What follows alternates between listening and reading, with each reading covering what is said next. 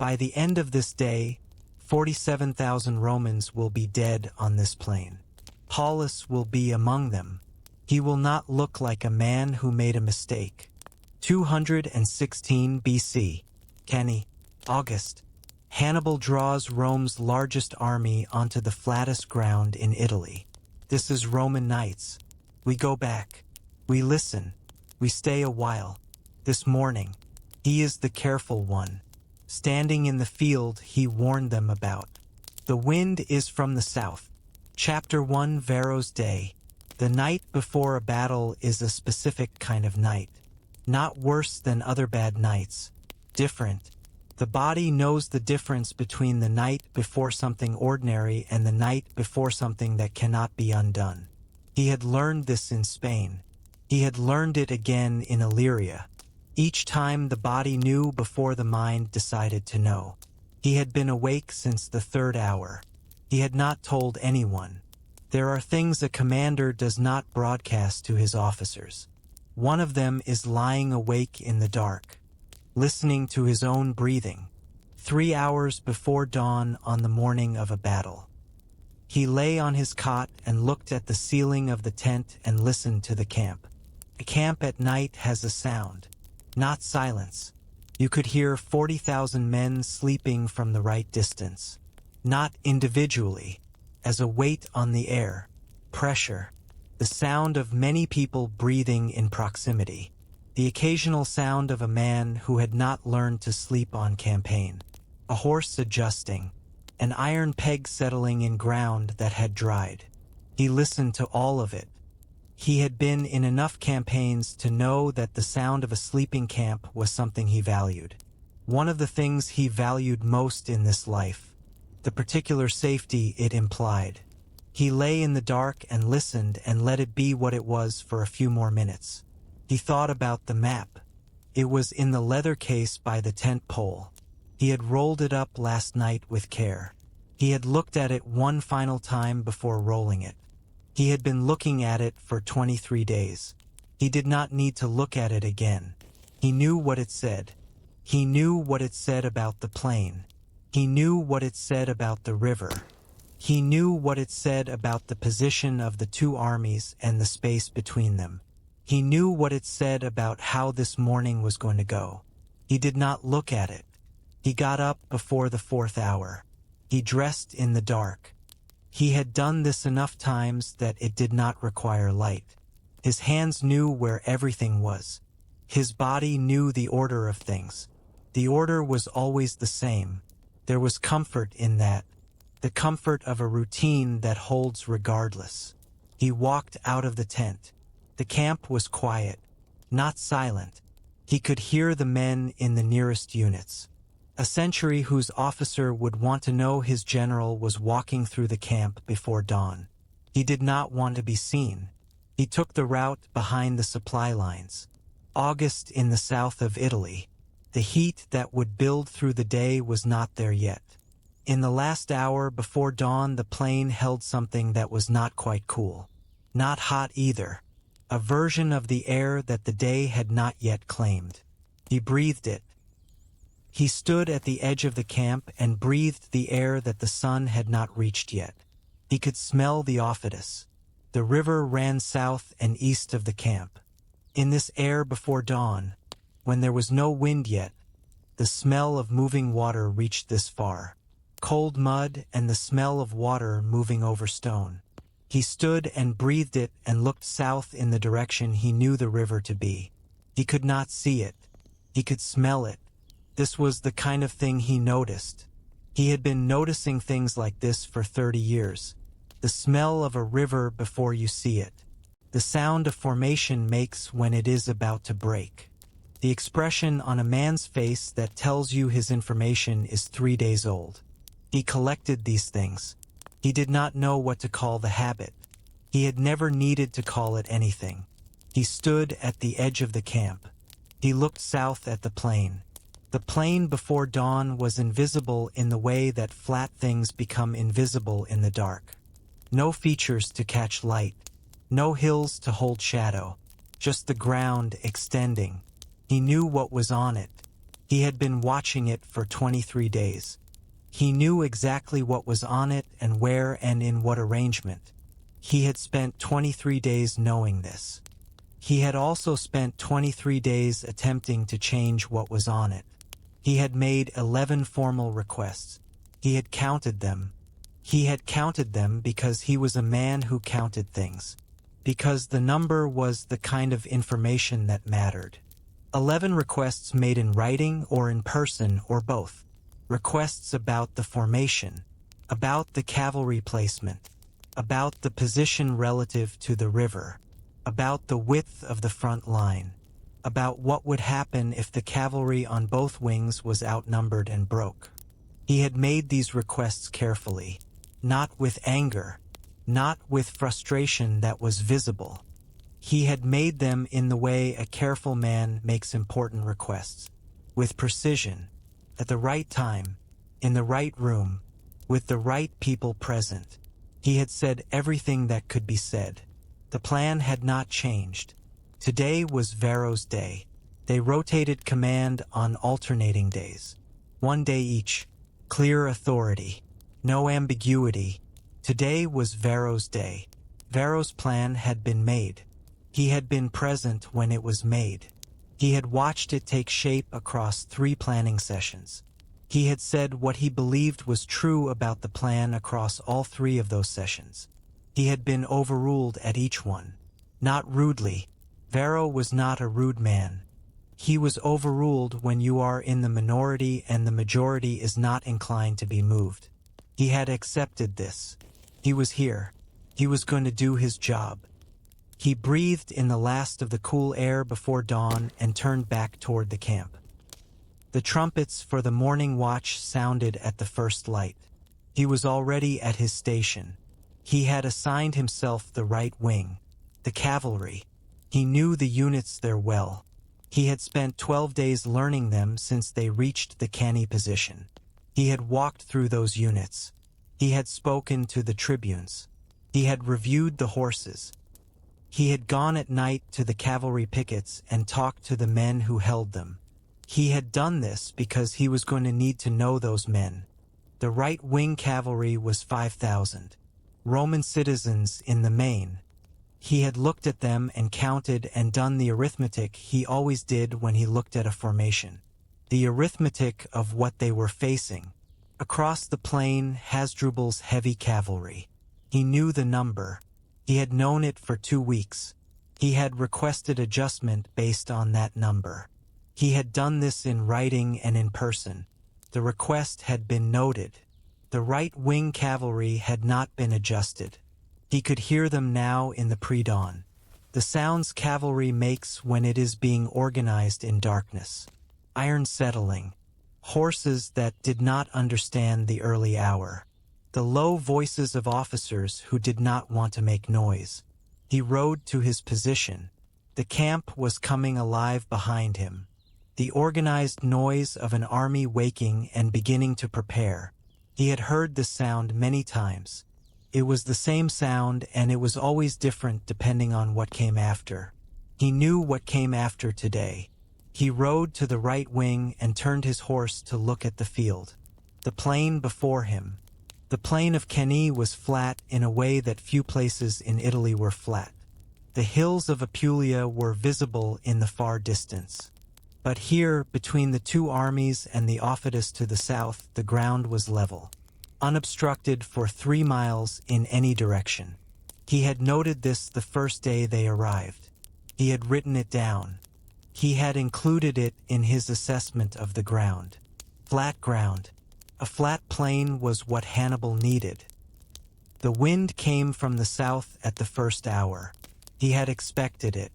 The wind in August in the Apulian plain came from the south in the morning. This was the Volturnus, the southern wind, the one the sailors and farmers of the region knew well. It was a dry wind.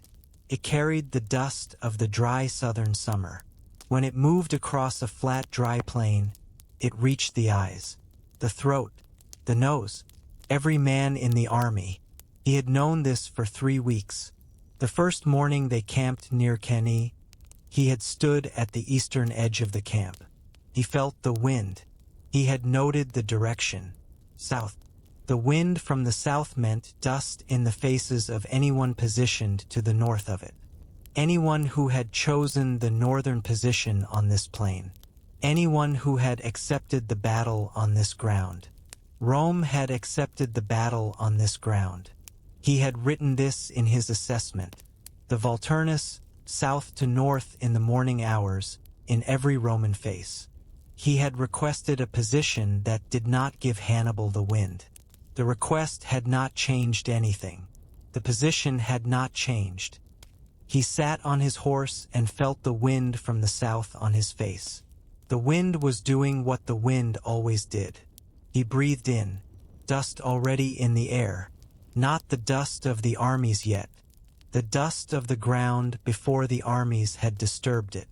The Volturnus carrying the top layer of dry Apulian plain soil. In an hour there would be much more of it. He looked across the plain. The light was building. In the gray before the sun was fully up, he could see the shape of Hannibal's formation across the field. Not clearly, the way you see a formation at distance in bad light, as a mass with rough edges, as an arrangement of things that your mind resolves into soldiers. He looked at the shape for a long time. He had been looking at this formation for 23 days. He had watched it from the hills when the armies were not engaged. He had watched it adjust and shift and change its arrangement over the course of 3 weeks. He had taken notes. He had drawn the shape on paper. He had traced it with his finger.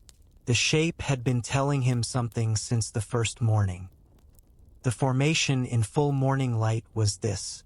Hannibal's center was pushed forward, not advancing, positioned.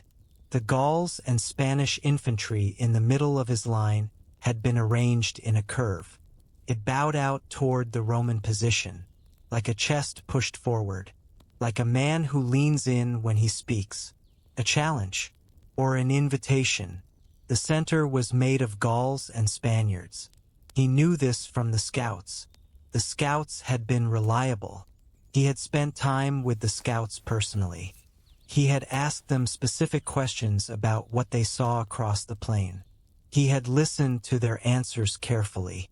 He had asked follow-up questions. The Gauls and Spaniards in the center were good soldiers. He did not think they were the best soldiers in Hannibal's army. He thought about this for a moment. He looked at the center and thought about the men there. He knew the Gauls by reputation. He had encountered Gauls in campaigns before this one. They were fierce, yes. They were capable of things Roman soldiers were not capable of in the initial phase of engagement. But they were not the best soldiers in Hannibal's army. The best soldiers in Hannibal's army were on the flanks. The African infantry. He looked at the flanks. The African veterans were positioned back, set behind the line of the Gauls and Spaniards, not in alignment with the bulging center. When you looked at the formation as a shape, the center bowed out toward you and the flanks held back. Crescent, a new moon, the horns pointing inward. He had looked at this shape for 23 days. He knew what it was. He had said, the center is designed to give ground. When our compressed mass advances and the center bends backward, we will follow it. The formation will move forward, tracking the retreating center. While the center retreats, the African veterans on the flanks will still be in place. They will be beside us, then behind us, then they will turn. He had explained this. He had drawn it on a map with a stick of charcoal. He had been told that the Roman mass was too powerful, that the Gauls and Spaniards would not hold under 86,000 Romans pressing forward, that the flanks would not have time to close, that the superior numbers would drive through before the trap could complete. He had heard these arguments. They were not unreasonable arguments. They were based on the assumption that the battle would proceed faster than Hannibal had planned for, that the mass would break through before the mechanism closed. He was not convinced by these arguments. He had not been convinced because he had watched Hannibal fight 2 other battles in Italy. He had watched Trebia. He had read the reports from Trasimene. The pattern was consistent. Hannibal constructed situations. He constructed them carefully over a long period and then allowed the enemy to enter the construction. The construction at Trebia was the river crossing in winter.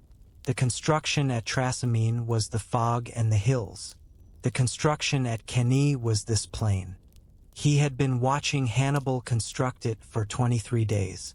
He sat on his horse at the right wing and looked across the field. The sun was coming up behind the Roman lines. He had noted this. He had said this. The sun in Roman eyes all morning.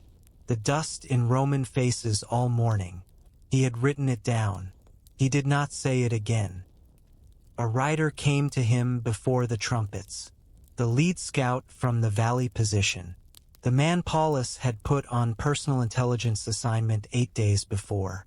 A man with 18 years of service whose information was consistently reliable. He had found this man specifically because reliable intelligence from the right wing's position would matter today.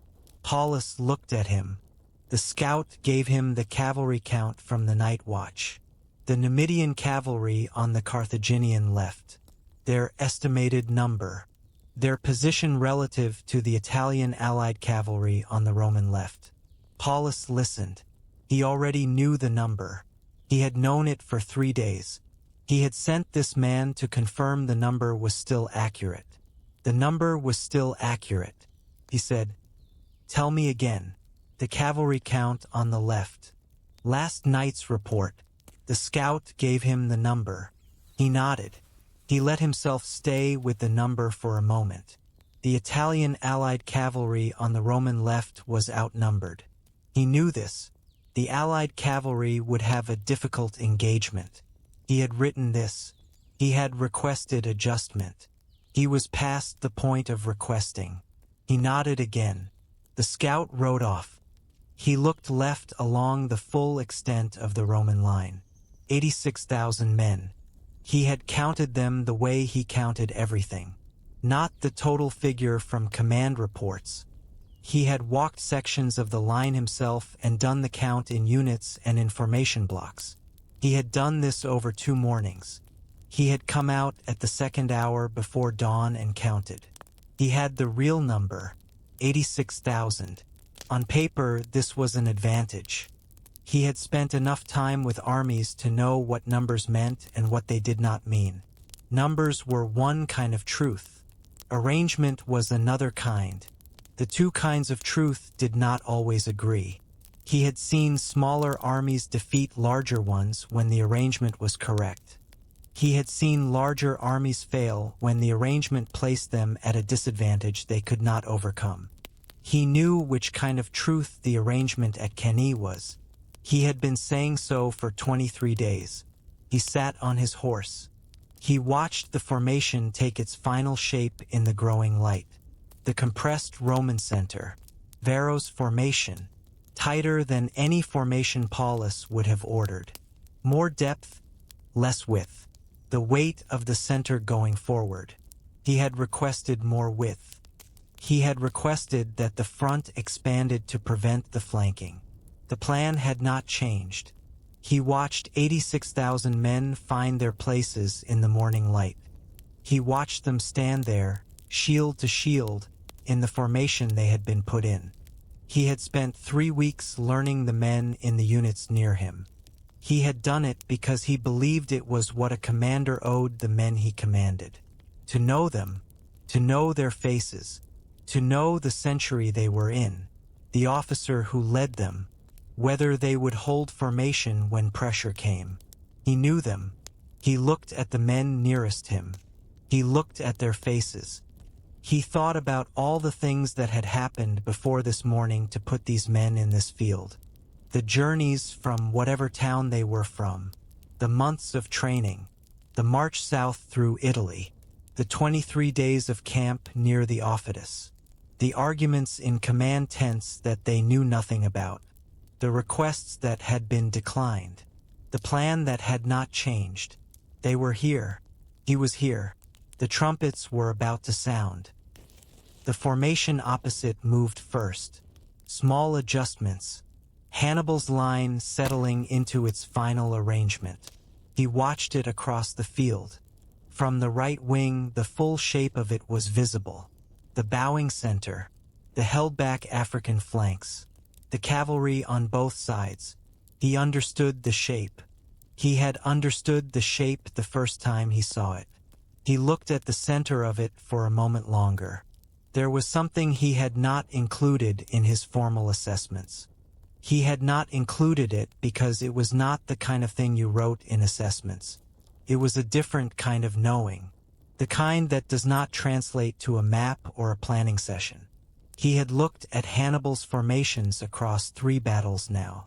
Trebia, Trasimene, and 23 days of this. A man's formations tell you something about the man.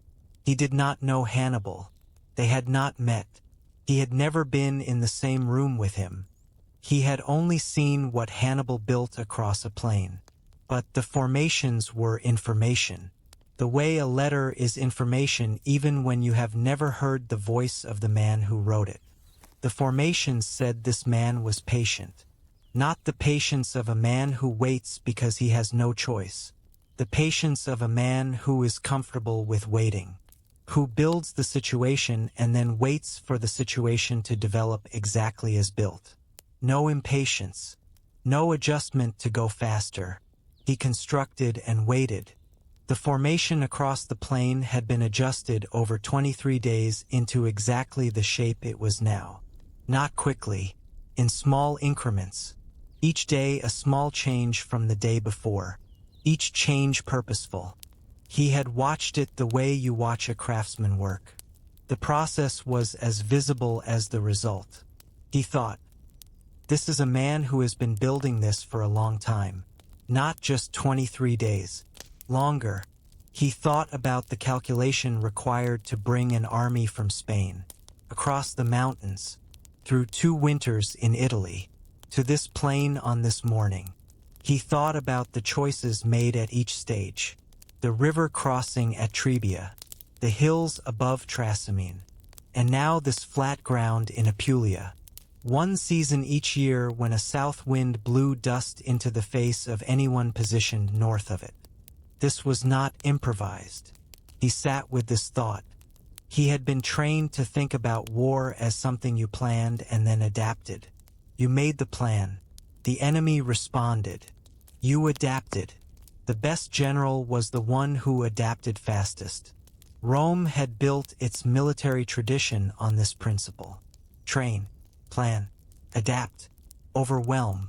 Hannibal did not operate on this principle. Hannibal built the situation and then waited for you to enter it. He had entered it. 86,000 men had entered it. He thought, he built this for us specifically. He has been watching us since we arrived. He has been watching us the way we have been watching him. He pressed his thumb against his left palm. The habit from the camps. He was not aware he did it until he was already doing it. He breathed. He could smell the ofidus still. The dust was building now as the light grew. The Volturnus from the south. He could feel it on his face. He breathed through it. He had one more thought. He thought, there is nothing left to say. He had said everything that could be said. He had made every argument. He had filed every report. He had made every request. He had sent riders and written documents and spoken in 3 languages. To make sure there was no possibility of misunderstanding. He had been understood. The plan had not changed. He had stayed. He had been in this planning, in this camp, in this field. He had stayed when he could have found a reason not to. He had stayed with 11 declined requests in the record. 23 days of watching a trap being built across a flat plain. He was still here. He looked at the right-wing cavalry. Their faces in the morning light. Some of them knew what was coming. You can tell after enough years which men know and which men do not. It is in the way the eyes hold still. The way the jaw sets. The knowing does not prevent anything. But it is there. He could see it in some of the cavalry faces nearest to him. Both kinds would fight. Neither kind talked about it. The trumpets sounded. Varro's day had begun. Paullus turned his horse to face forward. He had already looked at the plain from every direction that mattered. He had already done everything that could be done before this started. He turned forward. The sound of 86,000 men beginning to move reached him before the dust did. Not a marching sound. Something lower than that. A sustained pressure on the air. The sound of mass in motion. Of a decision already made. Of something too large now to be a decision at all. Just a thing in motion. He rode. The plain was flat in front of him.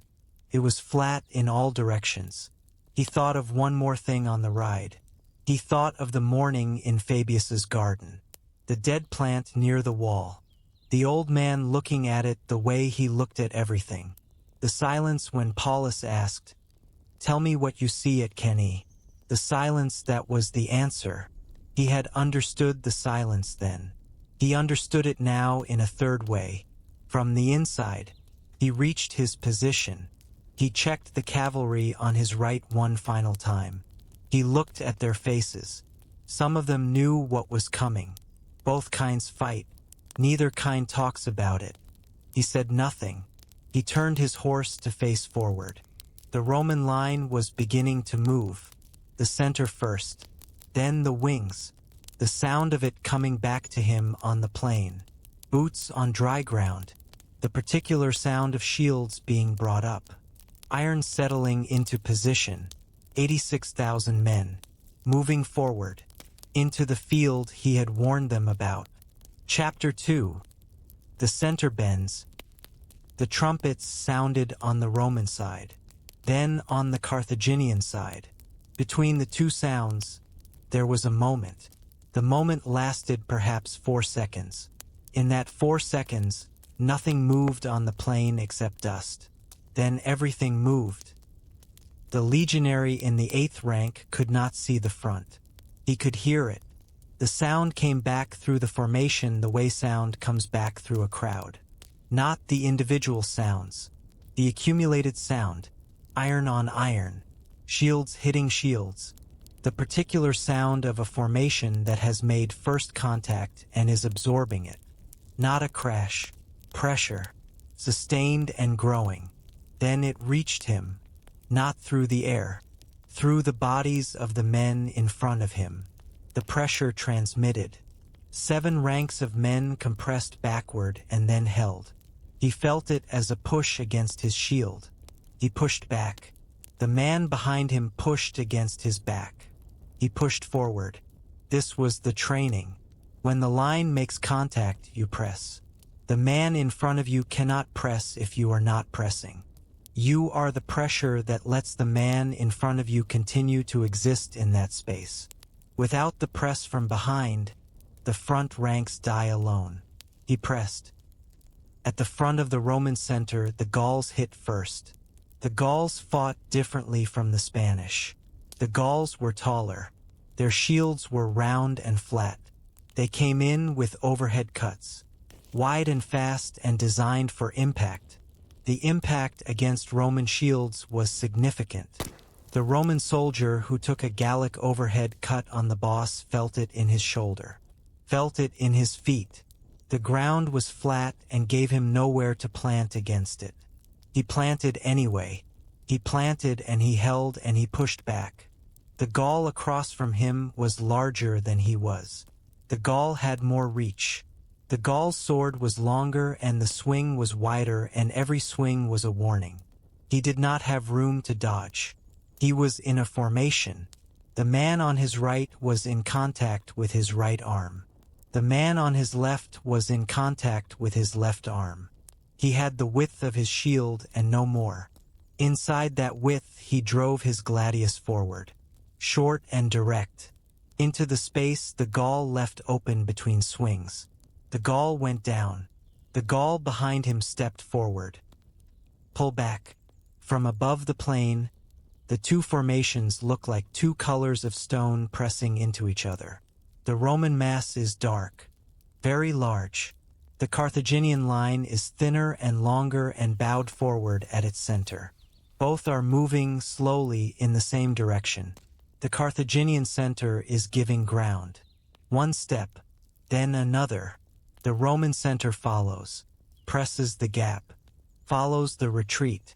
The Roman formation is moving north, following the bending Carthaginian line, moving into the space the Carthaginian center is creating, not noticing what is staying still. On the left side of the Carthaginian line, the African veterans are not moving. On the right side of the Carthaginian line, the African veterans are not moving. The Romans are moving between them, then down, back into the dust. The Spanish infantry fought on the left side of the Carthaginian center. They were shorter than the Gauls. They used different shields. The Spanish fighting style was closer and faster, less reach, more precise. They found the angles that the Roman shield did not cover. The underside, the gap between the rim of the scutum and the top of a man's knee. A Roman legionary in the 7th rank understood what was happening in the front rank by what he felt. The shield pressing into his back stopped pressing. The man in front of him had gone down. When a man in front of you goes down, the shield he was pressing against stops pressing. The space where the man had been is briefly empty. Then the Gaul or the Spaniard who put the man down is standing in it. The legionary was now the front rank. He raised his shield. He pressed forward. He did not think about whether this was correct. It was the training. When the man in front falls, you are the front. You press. You do not wait. He pressed. Hannibal watched from the raised ground on the Carthaginian right. He had placed himself where he could see the line, not the detail of it. From this distance, the detail was invisible. He could see the shape. He could see the Roman mass, his own center. The African wings held back. The center was bending correctly, not too fast, not too slow. Too fast and the Romans would see the trap. Too slow and the center would break before the wings could close. He had spoken with his Gallic and Spanish commanders about the pace. He had told them, one step at a time, hold the line and give ground slowly. The Romans will do the rest. The Romans were doing the rest. He pressed his thumb against his knuckle. He counted. Not time. Not men. The distance the center had traveled back from its starting position. He had been counting this since the battle began. He needed the center to travel approximately 60 paces before the African wings could close effectively. He had measured this 60 paces on the plain before the battle. He had walked it himself. He knew what it looked like from this elevation. The center was at 40 paces. He counted. The legionary in what had been the 8th rank could no longer feel the men on his left. He could feel the man on his right. That contact was intact. He could feel the men behind him. That contact was intact. The left side had no contact. This was information. He processed it without stopping fighting. The left side of his formation had opened. Either his men had moved or something had filled the space they had been in. He pressed his shield further left. His arm met something. Not a Roman shield. The wrong shape. The wrong weight. The wrong sound. He brought his gladius left. He drove it forward. Connected. He pulled back and drove forward again. Something hit his left leg. He kept his shield left and pressed forward. The man behind him pressed into his back. He pressed. The noise came first. Not the trumpets. Those had already sounded and were organized sounds. Sounds that meant humans were still directing things. What came next was not organized. The sound of 86,000 men advancing across a plain in August. Not a marching sound. Something lower. A pressure on the air. The sound of mass in motion, iron and leather and the breath of men who had been awake before dawn. All of it moving in one direction. Then the dust. The dust came from the south wind and from the movement. 86,000 men on dry ground in August. It reached the Roman lines before the armies reached each other. It was in every Roman face, in the eyes, in the throat. The scouts had noted this 3 weeks before. Paullus had written it down. The dust was there anyway. There was a man in the 3rd century of the 2nd cohort. His name is not in the sources. He was from a town in Latium. He had been in the legions for 4 years. He had been at the Trebia crossing. He had survived that. He had come south with the army. He had spent 23 days at the Cannae position doing what soldiers do when they are not fighting.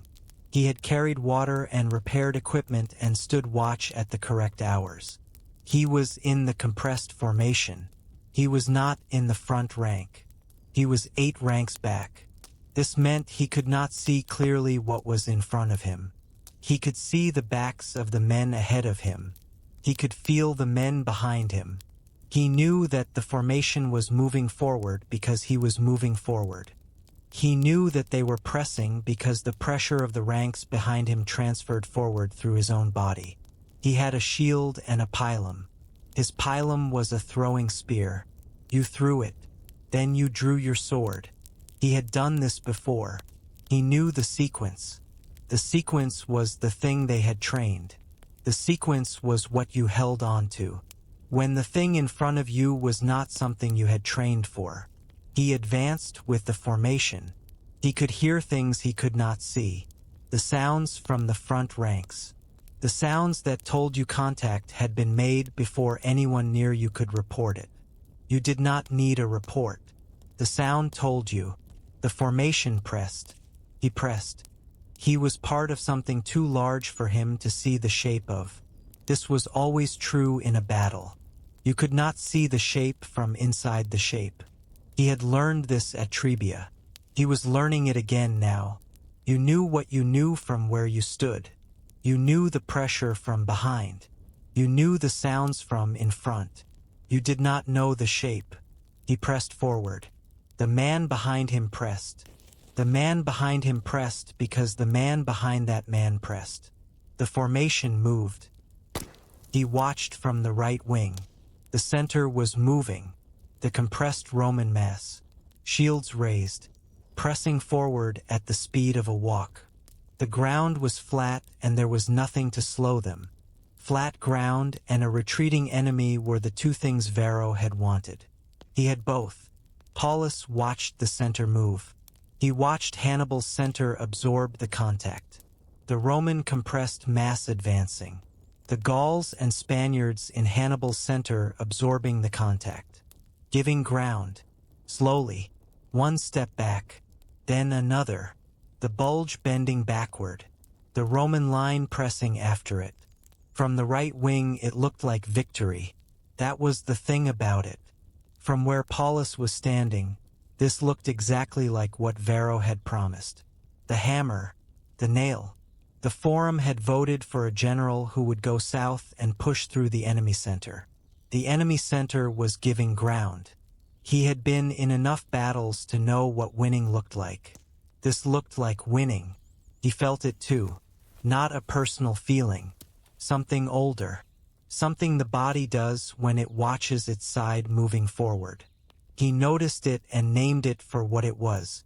The sensation was accurate about the movement. It was not accurate about the outcome. He did not trust it. He had learned not to trust it. Not here. Not against this formation. Not after 23 days of watching the shape across the plain. The sensation of winning and the fact of winning were two different things. He had spent his entire adult life learning to tell the difference. He looked at the flanks. The center was still pressing. In the 3rd century of the 2nd cohort, the man from Latium felt the press change. It was a subtle thing. He had been pushing forward against resistance. The resistance had been consistent. Not light, not overwhelming. The kind of resistance you push against when the enemy is fighting back and giving ground slowly. He had felt this before. The feeling of a line that is bending. of men going backward who do not want to. The resistance changed. He could not have described how. The pressure on his shield was different. The sound from in front was different. Not louder, different in kind. He could feel through the men ahead of him that something had shifted. He pressed harder. The man behind pressed harder. The formation moved forward faster. This was what winning felt like. He had been at Trebia and he had not felt this at Trebia. Trebia had felt like confusion and cold water and men falling and the absence of order. This was the opposite. This was order producing results. Mass producing movement. He was part of a formation that was working. He pressed. He moved forward. He could not see the sky. The dust was too dense. He could not see the men 12 ranks ahead. He could see the man directly in front of him. The man's shoulders. The back of his helmet. He fixed on those and pressed. He did not know that he was moving into the center of something that was closing around him. He could not see the shape from inside the shape. The African infantry was still in its positions. Paullus watched. The African veterans on the flanks. Not advancing. Not retreating. Standing. Patient. He had looked at the African infantry every morning for 23 days. He had looked at them from the hills with the scouts. He had watched them through the dawn from the eastern edge of the camp. He had seen them adjust their positions in the afternoons when the light was better. He had noted every small change. He had written some of them down. He knew them the way you know something you have studied for a long time. They were not moving. An army whose center is being pushed backward does certain things. Reinforces the center. Retreats the flanks to maintain contact. Sends cavalry to support. Signals a general withdrawal. These were the options. He had seen armies choose each of them. He had ordered each of them himself at various points in his career. The African infantry was doing none of these things. It was standing still. This was the fact that was not consistent with winning. The Roman center was advancing. The Carthaginian center was retreating. On paper, the battle was proceeding in Rome's favor. Except the African infantry was not responding. It was standing beside the advancing Roman mass now. Beside it, not in front of it. The shape of the thing was becoming visible from the right wing. He had seen it on a map. He was seeing it on the ground. On his right, the cavalry had engaged. He heard it before he saw the detail. Iron on iron. The specific sound of horses in contact with other horses. The particular weight of armored cavalry meeting armored cavalry. He had heard this sound before. He knew what it meant about the relative size of the forces. He watched the direction of movement. Cavalry battles have a direction. The mass of it moves one way or the other. The direction tells you everything before the numbers do. He watched. The Roman right cavalry was holding. Then it was being pushed. Then it was breaking. This was Hasdrubal's heavy cavalry. He had known about Hasdrubal's heavy cavalry for 3 weeks. He had written about them. Heavily armored. Experienced. North African cavalry that had been fighting across 2 continents since before most Roman cavalrymen had their first posting. He had noted the disparity in quality.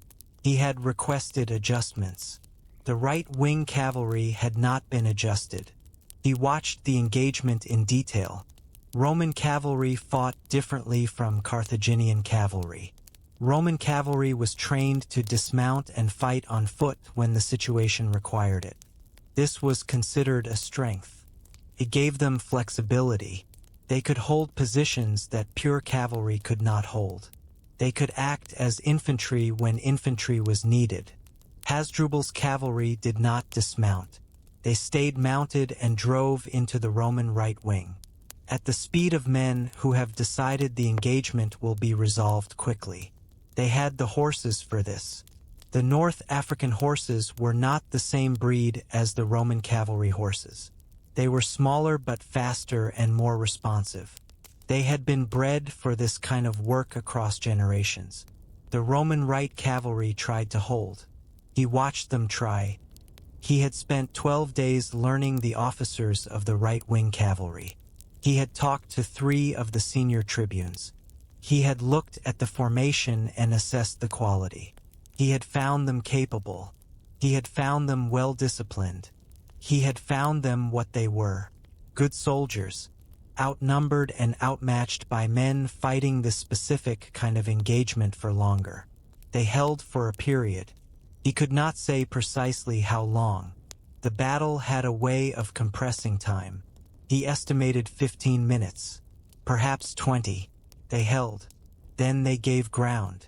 Then they broke the way formations break when the pressure outlasts the will to hold. The Roman right cavalry was gone.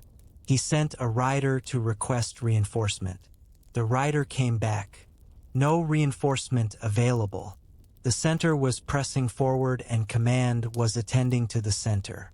He sent the rider again with a different instruction. He sent him with a request to slow the center's advance, to hold the center in place for 2 minutes while the right cavalry was reinforced. The rider did not come back. He watched. The right-wing cavalry was breaking, not all at once. The way things break in battle was not all at once. It was gradual and then sudden. First the edge of a unit going, then the unit beside it reading what was happening to the unit at the edge. Then the reading becoming movement. He watched it happen. He had watched it happen before. He knew the sequence. The Roman right cavalry was gone. He waited. He watched Hasdrubal's cavalry after they broke the Roman right. A cavalry commander who breaks an enemy formation has one obvious option. You break them, you chase them.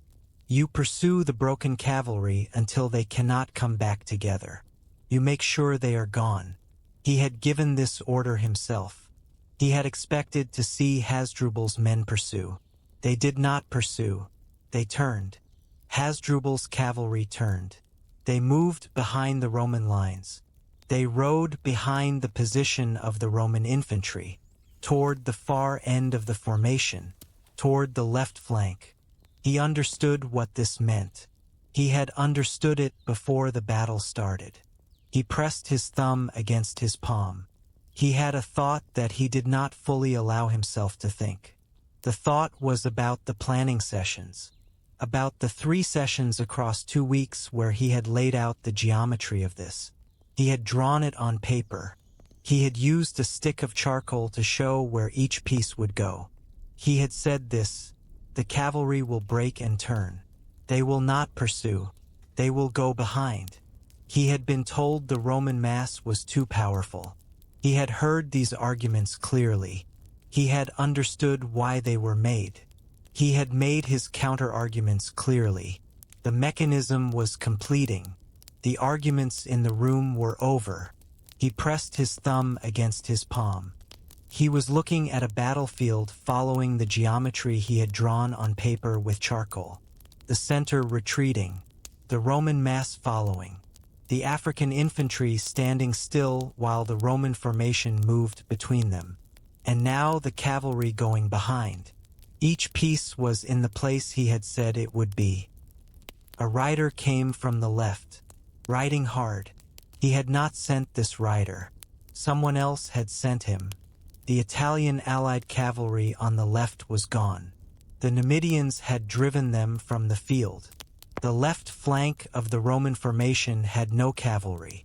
He had requested more cavalry for the left wing. He had been heard. The plan had not changed. He looked at the left. No cavalry. Open flank. The Numidian horsemen would do what Hasdrubal's cavalry was doing on the other side. They would go around. They would come in behind. The shape was almost complete. He sat on his horse at the collapsed right wing and looked at the center.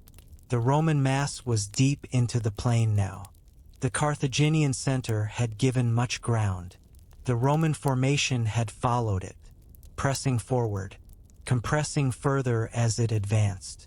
the men at the back pushing the men in front. The men in front with less space with each step. 86,000 men, moving inward. He noticed something about the edges of the Roman formation. They were no longer visible from where he was. He needed a moment to understand what this meant. The formation had pressed so far forward, following the bending center. The Roman flanks were now inside Hannibal's flanks. The Romans had moved between the two wings of the Carthaginian army. The Africans on the Carthaginian flanks were beside the Roman mass now. Beside it, not in front of it. And the African infantry was beginning to turn, not retreating, turning inward, facing the sides of the Roman mass.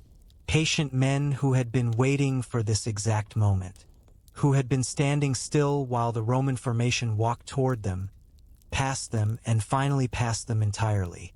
They had been waiting for the Romans to be beside them. Now the Romans were beside them. They turned. In the center, the man from Latium felt the press change again. Something was different. The sound from the front was still fighting. That had not changed. But the sound from beside him had changed. He could not process what he was hearing. He was inside the formation. He could see the shoulders of the man in front of him. He could feel the press of the man behind him. There was something on his left. He turned his head. He could not see clearly in the dust. But there was something on his left that had not been there before. Men, not Roman men. He could tell from the equipment, from the different sound of different shields, from the different smell of different camps, from the different angle of the weapons. He processed this. He had been pressing forward into the Carthaginian center for a long time. Long enough that he had lost track of how long. He had been pressing forward and moving forward and feeling the thing working. The thing on his left was not the center. The thing on his left was behind him. He turned to look at the thing on the right. There was something there too. He understood this the way you understand something that your mind resists understanding. Came in sections. The press from behind, which was the Roman formation still pressing forward. The thing on the left, which was not Roman. The thing on the right, which was also not Roman. The sounds from somewhere behind all of it, which was the cavalry. He understood. He raised his shield. He did what the body does when the body is trained and the training is the only available response. He fought in the space available. The space was smaller than it had been. It was getting smaller. Paullus turned his horse toward the center. He did not know precisely what he was going to do when he got there. He had an instinct, not a plan. A plan requires a future to plan for. What he had was an instinct about where he should be. He should be with the army. The army was in the center. He would go to the center. He rode. The right wing around him was collapsing. Units breaking. Men running. Men standing. Men doing the things that men do when the order falls apart. When there is no longer a clear instruction. He rode through them. He gave orders to the officers he recognized. Some of them responded. Some of them were beyond the point where orders had traction. He kept riding. He passed two men carrying a third between them. The third man was not walking on his own. He did not stop. He kept going. The noise from the center was getting louder. A different kind of noise from the noise of the right wing. The right wing had the sound of things breaking apart. The center had the sound of something that was still happening, still ongoing, still very much present. He rode toward it. The plain was flat in all directions. He had noted this on the first day they arrived at Cannae. He had written it in his assessment. A flat plain in all directions. No terrain to fall back to. No ridge. No river ford behind the Roman position. Only the flat ground and the camp and the office. He had said this in the second planning session. He kept riding. The center of the formation was ahead of him. He was riding toward it, into it. He thought about one more thing on the ride. He thought about the morning in Fabius's garden. The dead plant near the wall. The old man looking at it the way he looked at everything. The silence when Paullus asked, "Tell me what you see at Cannae." The silence that was the answer. He had understood the silence then. He understood it now in a third way. From the inside, he reached the edge of the mass of men, the Roman center, still fighting, still present, still a formation in the way that a formation is still a formation while it holds together. It was holding, it was holding in the way things hold when they have not yet decided to stop. He rode toward the center of the formation. He was a consul of Rome. He had stayed. He was still staying. Chapter 3. The sound inside the pocket. The African veterans on the flanks had been standing still for 2 hours. Not retreating, not advancing, standing. They had been in position since before the Roman advance began. They had watched the Roman mass move forward. They had watched the Gauls and Spanish in the Carthaginian center give ground. They had watched the Roman formation move between them. Now the Roman formation was between them. The Carthaginian line had gone from bowing outward to bowing inward. The center had retreated far enough. The shape of the Carthaginian line was no longer a chest pushed forward. It was something else, something with arms. The African veterans turned inward, not all at once, in sections. The northern section first, then the southern section, turning to face the sides of the Roman mass rather than the front of the Roman position. They moved at walking pace. Walking pace was sufficient. The legionary in what had been the 8th rank did not understand at first. He was fighting. He was pressing. The man ahead of him was fighting. The line was moving. This was what success felt like. The training had described this feeling. You press, the enemy gives ground, you press again. He pressed. Then the pressure from behind stopped. Not reduced. Stopped. The man who had been pressing against his back was no longer pressing. He turned his head. Just slightly. Just enough to see without stopping his shield work.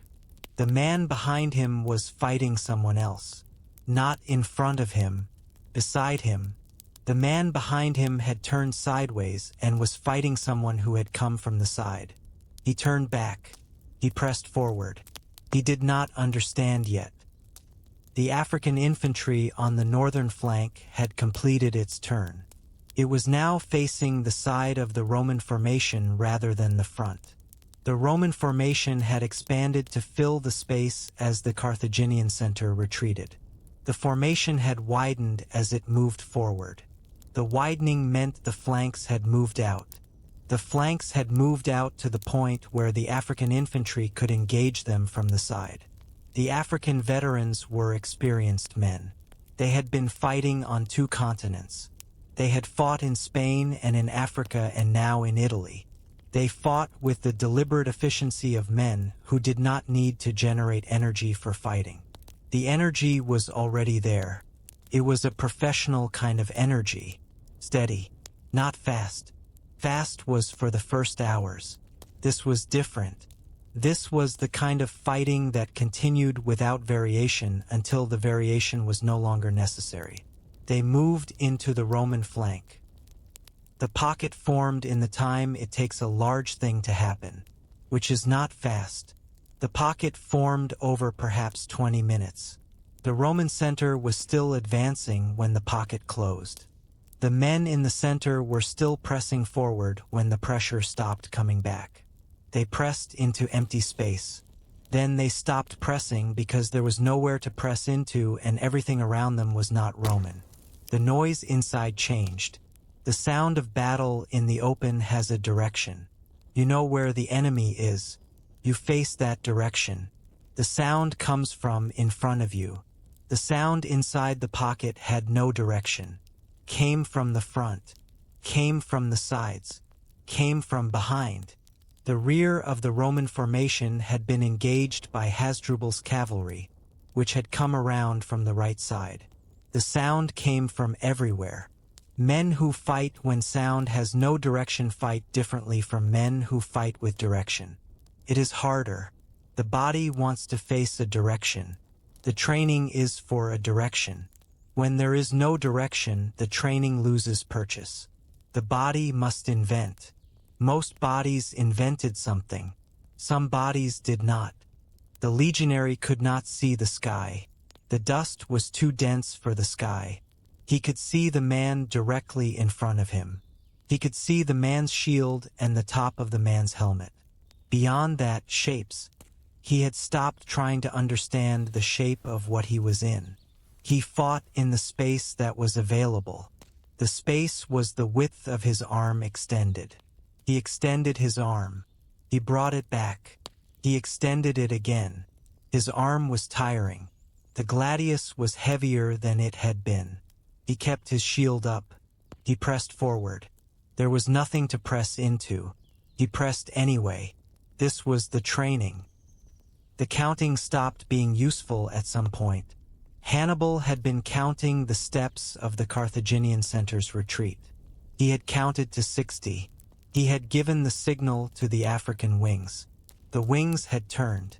After that, counting was not the instrument. He watched. From the elevated ground, the shape of the battle was visible in ways it was not visible from inside. He could see the pocket forming. He could see the African infantry turning. He could see the Numidian cavalry engaging the Roman left. He could see Hasdrubal's cavalry coming around the right. He had designed this. He had drawn this on paper with charcoal. He had walked this plain and placed his hands on the specific points where the turning would happen. He had briefed his commanders on the sequence. He had drilled the Gallic and Spanish infantry on the pace of the retreat. He had given Hasdrubal explicit instructions about what to do with the cavalry after breaking the Roman right. He had designed it and it was happening. He stood very still. This was not the feeling of winning. He had expected the feeling of winning. He had felt it at Trebia, the cold river and the reeds. That was recognizable as victory. He had felt it at Trasimene. The fog, the horn call, 3 hours. That was recognizable. This was not the same. This was larger than the feeling of winning. He stood very still and watched the thing he had built. The word pocket comes later. It comes from men who were not in it. Men who had time and distance. Men who could give names to things after the fact. The men inside it had no word. They had no language for what was happening. Language requires distance. They had none. They had no distance from anything. The pocket is a problem of space. There is not enough of it. At the edges of the formation, men are dying from Carthaginian weapons. In the center, men are dying from the pressure of the men around them. Men who cannot raise their shields because the men beside them have no room to move their arms. Men who cannot fall because there is nowhere to fall. The ground below them is solid. The men beside them are solid. The men behind them are pressing forward because the men behind those men are pressing forward. The press does not know yet that there is nowhere to press into. The formation has stopped being a formation. The sound inside it is particular. It is not the sound of battle in the open. The sound of battle in the open has spaces in it. Pauses. The moment between one action and the next. The moment after a thing happens and before the next thing. This sound has no spaces. It is continuous. A sustained noise made of many smaller sounds that overlap until they become one sound. Iron. Voices. Leather. Breathing. Things hitting other things. Things stopping. It is very loud. It is also, in a specific way, very close. Not close the way something is close when you have chosen to stand near it. Close the way something is close when you are inside it and there is no distance available. The man from Latium understood what was happening. He had understood it slowly, in sections. The first section was the thing on his left that was not Roman. The second section was the thing on his right that was not Roman. The third section was the cavalry sounds from somewhere behind. The fourth section was that the formation was not moving forward anymore. The fifth section was that the formation was not moving at all. He was standing in a space roughly the width of his shield. His shield was pressed against the shields of the men beside him. His sword was out. He was fighting in the space that was available. The space was the width of his arm. He could extend his arm. He could not extend it fully. He fought in the space available. He had trained for the sequence. Pilum thrown. Gladius drawn. Press forward. Press the man across from you. Make him take a step back. When he takes a step back, press again. The sequence was designed for a formation that was moving, for a battle that was going somewhere. This battle was not going anywhere. He kept fighting. He could not see what was in front of him clearly. The dust was very thick. The press of bodies around him made individual vision difficult. He could see perhaps 2 men in any direction.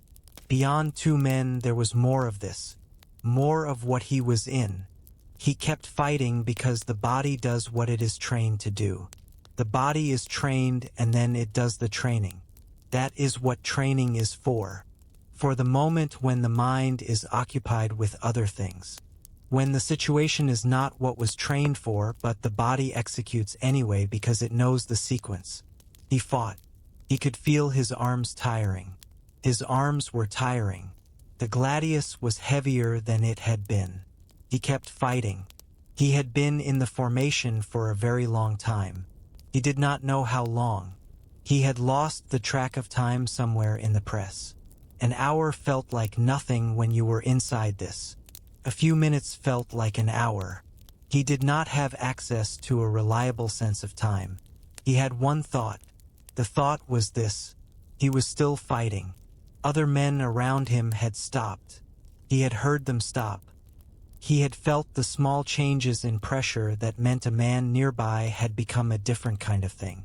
He had not stopped. His arms were tired. He was still fighting. He kept fighting. The space around him grew slightly larger. He noticed this. He did not know what it meant at first. Then he understood. The men beside him on the left were gone. This created a small amount of space. The space was immediately filled by something that was not Roman. He turned to face it. He fought in the new direction. He was still fighting. He was still fighting. He was still fighting. He was not, and then he was not thinking about it anymore. Paullus rode into it. He rode toward the center because the right wing was gone and the center was where the army was. He rode until the horse would not go further. The mass of men was too dense. The horse pressed forward and the men pressed back and the horse stopped. He put his foot down. He was on foot in the Roman center. He could see perhaps 6 men in any direction. Beyond 6 men there was more of this, more of what he was seeing. He did not look further. He began to fight. He was a consul of Rome. The consul of Rome did not fight on foot in the center of a collapsing formation. He knew this. The knowledge was accurate and was not useful to him in the current moment. The body does what it was trained to do. He had been trained a very long time ago. He had been 12 years old on the training ground in his father's house. A man named Cestius had been his first weapons instructor. A retired legionary. Not from a famous family, from the kind of family that produced legionaries. Cestius had not been kind in the way that teachers of wealthy children were sometimes kind. He had taught the way a man teaches something that will be needed, as though it mattered whether you learned it correctly. He had learned correctly. He fought in the space available. The space was small. Around him, men were doing what he was doing. Not because they had decided to, because the body responds when the body is in that situation. They were all in that situation. He recognized one of the men beside him. He did not know the name. He knew the face from the march. A man from the 4th century of the 3rd cohort, he thought. He had noted this man on the 8th day of the march south. The man had kept his interval perfectly when the road climbed and the men around him drifted. He had made a note, a small note in his daily assessment. The kind of note you make when you are learning an army, when you are trying to understand what it is. Now the man was beside him in the center of something that had no name yet. They fought in the same direction. They did not speak. There was no space for it, no point in it. They were fighting in the same direction. That was enough. Time was not working correctly. He had been in enough battles to know that time does not work correctly in combat. A minute becomes longer. An hour becomes nothing. He did not know how long he had been on foot. He knew that his left side hurt in a way that would need to be addressed. He knew that the formation around him was dying. He knew that he was still fighting. These were the things he knew. He thought about Cestius for a moment, the weapons instructor. He had not thought about Cestius in 20 years. The man had died before Paullus made his first posting to Spain. He had heard the news the way you hear news about people who are far from where you are, at a distance, without the right texture of grief because you have not been in the same room with them recently. He thought about Cestius now because his body was doing exactly what Cestius had taught it to do. He thought he would approve of this. He fought. There was a brief moment between engagements. Brief was perhaps 3 seconds. On a battlefield of this density, 3 seconds without direct contact was a noticeable interval. He used it to breathe. He looked at what was directly around him. He could see 8 men in any direction now. More than before. The space had grown slightly. When men die in a compressed formation, they create space. He was aware of this without calculating it. The body calculates without asking permission. He thought about the counting. He had started counting exits when he entered rooms as a young soldier in Spain. The first time he went into a building in Hispania, he had done it without thinking. He had stood just inside the door and looked for the windows. The second door. The place where the ceiling gave access. He had done it before he was aware he was doing it. The Spanish campaign had taught him this before he understood what it had taught him. He counted exits in the curia now. In banquet rooms. In his own house, which he had designed to have exactly the number of exits he wanted. He was on foot in the center of the Cannae formation. There were no exits. He thought, this is what it feels like. When you counted the exits correctly. When the assessment was accurate. The 3 seconds were over. He fought. A stone came from somewhere. He did not see it. He felt it. The Balearic slingers. He had read about them. He had studied them. He knew their range. He knew their accuracy from the scout reports. He had assessed them in his written evaluation of Hannibal's forces. He had included them in the list of factors that concerned him about the battle. The stone hit his left side. He did not go down. He registered it the way you register a thing that has happened and must be dealt with. Later was a concept he did not look at directly. He kept fighting. His left side was not working correctly. He compensated. He had learned to compensate in Spain. A different battle. A different broken left side. He had compensated then. The formation around him was dying. Not the way formations die in open battle. Not with space to move or options to exercise. In a compression. A slow, terrible pressure from all sides. Men dying at the edges from weapons. Men dying in the center from the weight of other men. It was very loud and it was very close and it had a particular smell. He kept fighting. He thought about one thing while he fought. He thought about the men in the formation. Not all of them. The ones he had learned by name. He had spent 12 days learning them. He had walked through the camp specifically to learn them. He had talked to their officers. He had attended their morning formations. He had asked questions that he did not need to ask for command purposes. He had asked them because he thought it was owed. To know them, he had known something when he started learning them that he had not said out loud. He had known that the battle they were heading toward was going to be very difficult. He had known that not all of them would come through it. He had learned them anyway. He had kept learning. He had been in the 4th century of the 3rd cohort on the 8th day of the march. He had noted a man who kept his interval when the others drifted. He thought about that man. He hoped the man from the 4th century was somewhere on the right wing, on the outside of the pocket, somewhere with space and a way out. He kept fighting. A young officer came through the mass. He had maneuvered through somehow, through the compression and the noise and the men who could barely move. He was leading a horse. The horse was frightened. Its eyes were wrong. He was holding the reins in both hands. He had brought the horse through anyway because he had decided to bring it. Paullus looked at the horse. He thought about the morning he had led Fabius's horse to the stable on the Palatine Hill. The cold passage. The brush on the peg. Nobody had asked him to do it. Nobody had been watching.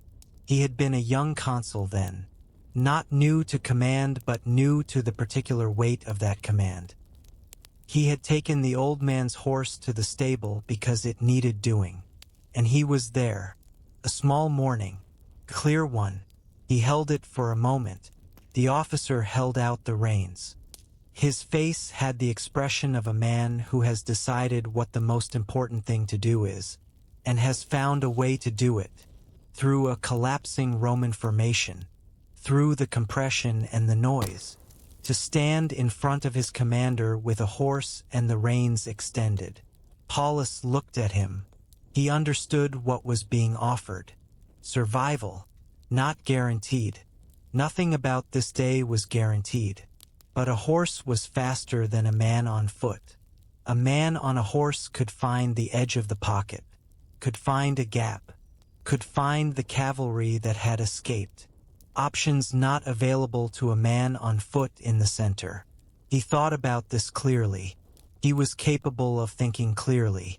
He had always been capable of this, even in the worst moments, even in Spain when his left side had stopped working, when the unit around him was breaking, when he was the only officer still standing.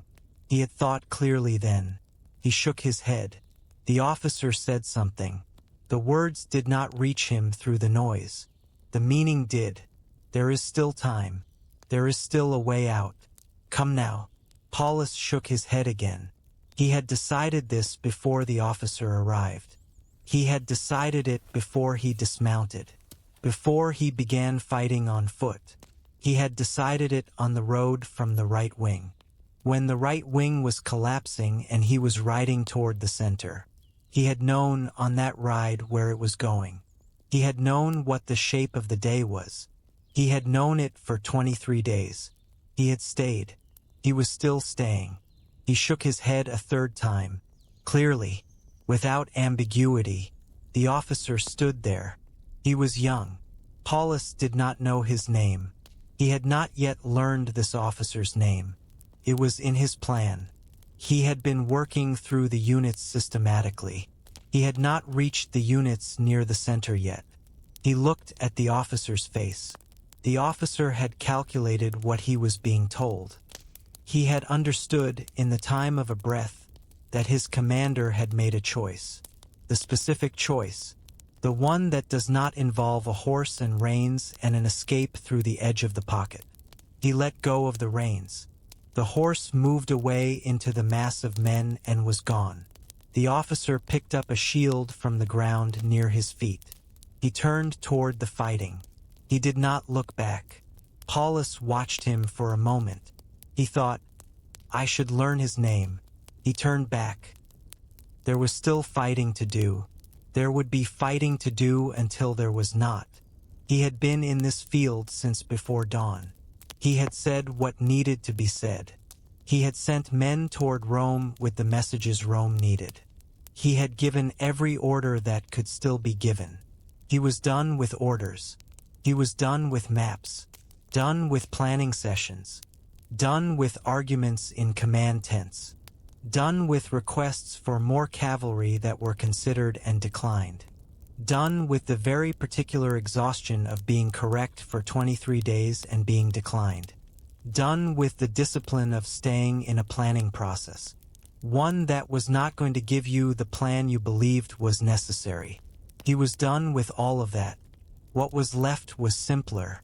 He thought about Marcus Attilius, the man from the fourth tent on the morning before the battle. The man who adjusted his shoulder plate before a march. He had passed that tent in the dark before dawn. The man had been there, adjusting the plate, not looking up, doing the small careful thing that men do before something large. He had not stopped. He wondered where Marcus Attilius was now. He did not let himself look for him. He had one job remaining. It was not a complicated job.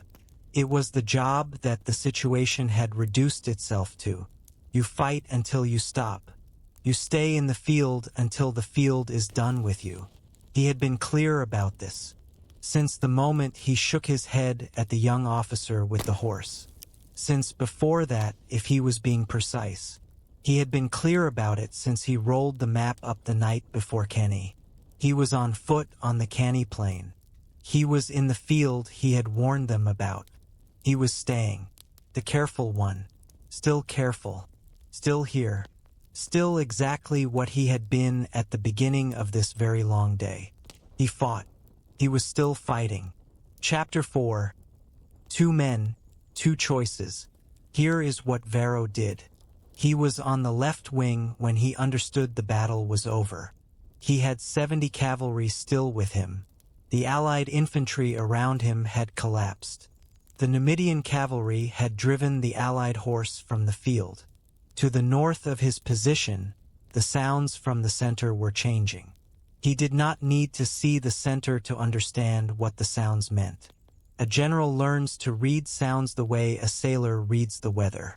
Not quickly, after years. After being in enough situations where the sounds and the outcomes correlate in ways you can learn from. He had been in the legions for 21 years. He had learned to read sounds. The sounds were telling him the battle was over. He made a decision. He did not make it quickly. He had 70 cavalry. The men around him were still in contact with the enemy. The Numidians had broken the Allied horse on his side. But the engagement on his immediate position was not resolved. He could see options. He could try to reinforce. He could try to reach the center. He could try to find Paullus on the right wing. He thought about each of these options. He thought about reinforcing. What he had was 70 cavalry. 70 cavalry entering a center that was collapsing would add 70 more bodies to the pocket. It would not change the shape of the thing. He thought about reaching the center. The center was surrounded. The African infantry had closed. Hasdrubal's cavalry had come around. Reaching the center meant entering the pocket. He knew what the pocket sounded like. He thought about finding Paullus. He had not had a simple relationship with Paullus. They had disagreed on 11 specific points of strategy. They had argued in planning sessions. They had been forced into a command structure, required to function together while holding fundamentally different views. He had not been wrong about the Roman mass. The mass was Rome's advantage. He had not been wrong to want to use it. He had also not been right about what would happen when the mass entered the formation across the plain. He thought about Paullus. He thought about riding toward him. He looked at the plain. He looked at the sounds. He made a decision. He rode south, then west. He did not ride toward the center. He did not ride toward the right wing. He rode away from the battle with his 70 cavalry. He kept riding until the sounds were behind him. He thought as he rode about the options. A consul who rode into the center of a lost battle and died there did not help Rome. A consul who survived could go to Rome, could report, could help organize whatever came next. Rome would need someone to help organize what came next. That was a real thing. He was a real person. He could do a real thing. He told himself this on the road to Venusia.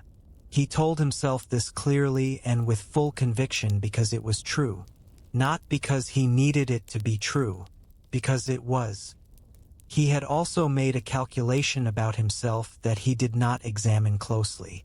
He was the man who had ordered the formation, who had compressed the infantry tighter than anyone else had requested, who had argued for the mass and the forward press and the flat ground.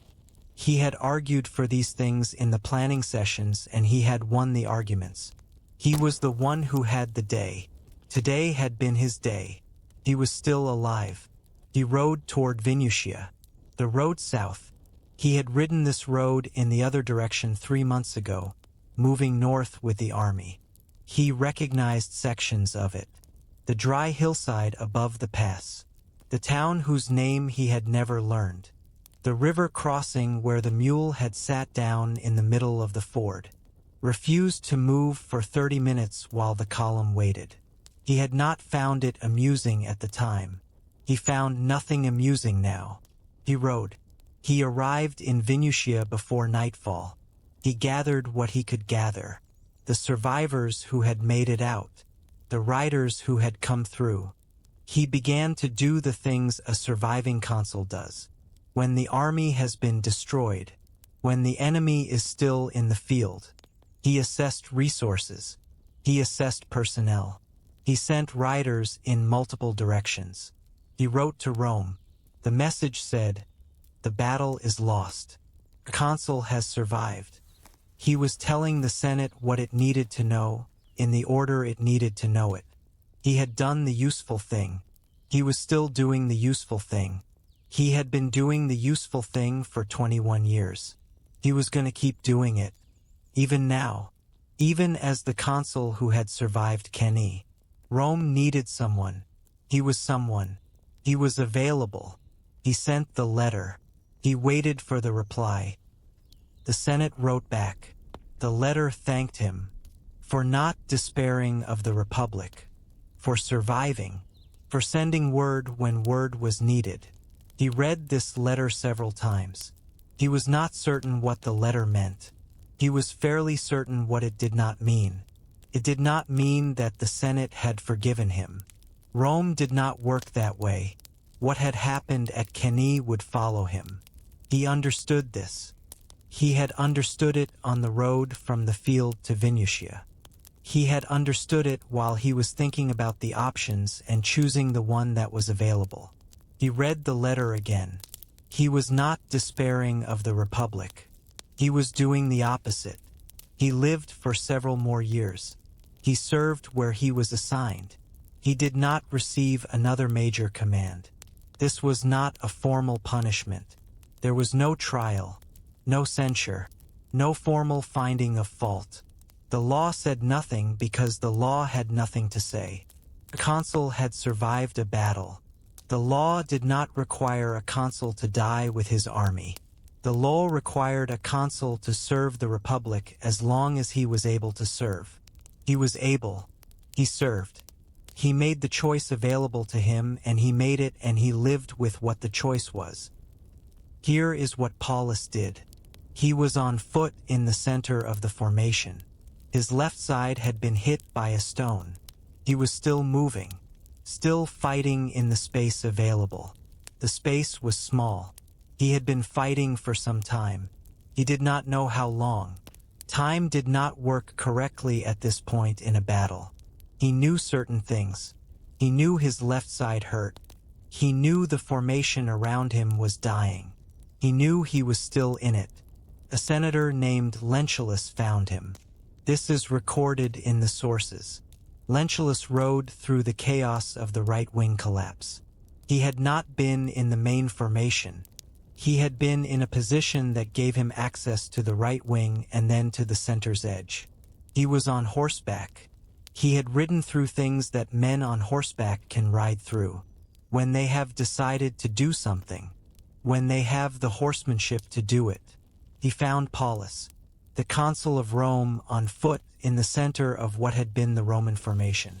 His left side hit, still fighting. Lentulus came alongside him. He had a horse. He held out the reins. He said, "Get up." He said it quietly, directly, not with urgency in the voice, with urgency in the fact of saying it at all. He said, "Rome still needs you." He said, "Get up. Take the horse. There is still time." Paullus looked up at him. He had a thought in the moment before he answered. He thought about what Lentulus had done to get here. He had ridden through a collapsing battle to find his consul. This was not an easy thing. It was the kind of thing that requires a decision and then the execution of the decision against resistance. Lentulus had made the decision and executed it. He had found him. He thought, "This man did something good to get here." He looked at the horse. He said, "Do not waste time weeping for me." He said it quietly. He said it with the clarity of a man thinking clearly all morning, who intended to keep thinking clearly until he could not. He said, "Go to Rome. Tell the Senate to fortify the city. Tell them to have the walls ready before Hannibal arrives. Tell them not to panic. Tell them Rome is not finished. Tell them Paullus said this. Tell them he said it on foot in the center of the field." He paused. He said, "Go now." Lentulus looked at him. He looked at him. The look of a man who respects someone making a decision he cannot change. He was a senator of Rome. He had the authority to refuse. He could argue. He could try again. He could wait. He looked at Paullus. He went. He went because the message was real and Rome would need it. He went because Paullus had sent him. He went with the grief of a man sent away from a place he did not want to leave. Away from a person he did not want to leave behind. He delivered the message. He delivered it that night in Rome.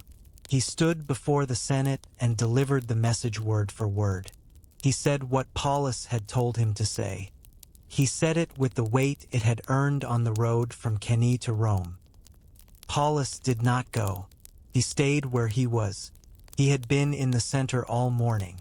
He had fought with the men around him. He had been struck. He was tired in the particular way of a man fighting wounded on foot for several hours. He was also entirely clear about where he was and what he was doing there. He had made the choice available to him. He had made it before Lentulus arrived.